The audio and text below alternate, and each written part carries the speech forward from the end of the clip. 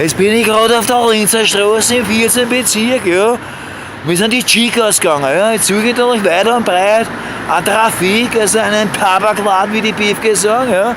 Jetzt war ich da vorhin, kannst du nicht zeigen, ja. Natürlich ist Gitter und das will ich nicht mehr zurückhatschen. Das ist mir später erst eingefallen, dass ich diesen Scheißdreck filmen soll, ja. Aber natürlich voll eingeschissen, wie Wien ist. Es ist Samstag, ja, um 5 Uhr Nachmittag. Nur die Arschloch-Supermärkte im Ofen, ja, wo du da ein Binden kaufen kannst, weiß ich was, an verfrühten Schoko-Osterhasen, ja, aber so komplett reingeschissen. Für Raucher komplett Arsch, du bist gezwungen, dass du in ein Hitten reingehst, in ein Lokal reingehst, die Sau deinen Chicas, wenn sie überhaupt welche haben, ja, also voll Arsch. Jetzt bin ich da in der Beckmann-Gasse, ja, da vorne, ja.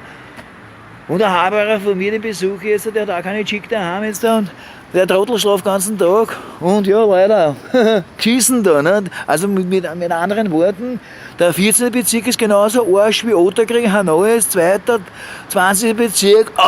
Es wären es zugeschissen in Villach, in Salzburg oder in Linz oder was ich, in Innsbruck, ja. Das ist Las Vegas gegen dieses Arschloch, verschissene, zugrabene, geschissene Häsler, Rotzen, Scheißbären!